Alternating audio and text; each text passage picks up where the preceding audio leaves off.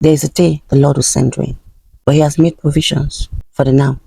But maybe you feel it's same job, same prayer point, same thing over and over, same meal. Maybe like the widow at Zarephath in 1 Kings 17, verse 14, where Elijah said to her, there will always be flour and olive oil left in your containers until the time when the Lord sends the rain. Surely we know that God will send the rain. Maybe there have been prophecies over you that God will come through. You know that God will send the rain. But the thing is, you don't know when God is going to send this rain. You're so sure that God has promised the rain. But one thing you must know, that whatever God says, He will bring to pass. His timing might not work with our own timing. It might not be when we expect it. But if He has said that He was going to send the rain, He will. But for the meantime, He has provided something you can keep up with. He has provided a job. He has provided a meal. Maybe it's not your kind of meal. Like the widow, they've always had flour and oil. But at this time, she only had one handful for she and her son. Elijah did not pray for other varieties. What Elijah prayed for was that the flour and the oil will not run out. And that was what happened.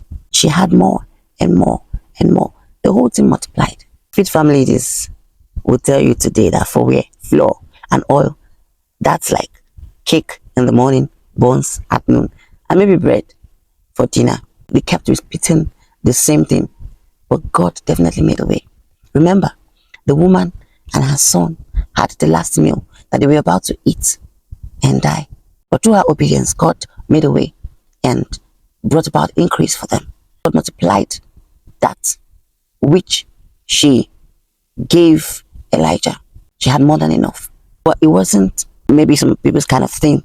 It wasn't variety. It was same meal, same thing, same year, same cycle, same everything. There's nothing maybe interesting about the meal. But the thing here is that God made a way. And what Elijah said, until God sends the rain, which means when the rain comes, you're going to have vegetables, you're going to have other kind of meals, you're going to have varieties. Once the rain comes, other crops will begin to grow. But these people were in a famine situation. And what works during that period was flour and oil. Sometimes when God presents things to us, we should be grateful that God has made a way, that God made a way in that situation.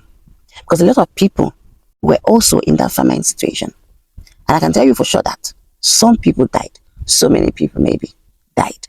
But God visited this woman. What is that thing that you have, that job that you have, that you feel it's too little, that you feel maybe it's not enough, it's not what I want, it's not where I want to be?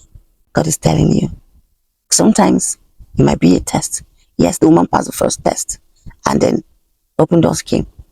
But that leads to now that will sustain you till the rain comes. Sometimes God is just watching you to see how you're going to be faithful, how you're going to manage what He has given to you. That car that God has given to you, you are eyeing a bigger one, but that one He has given to you, you are not maintaining it well. You're driving that car anyhow. That house He has given to you, but because it's somebody's house, you're paying rent, so you want to do it anyhow. And you're praying to God that you want to move into your own house. But truth be told, let's be serious here.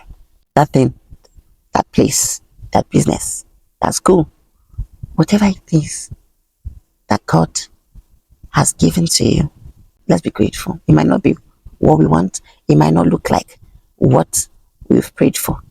But we should be grateful that you and I are part of those God is sustaining till the rain comes. Let's be grateful.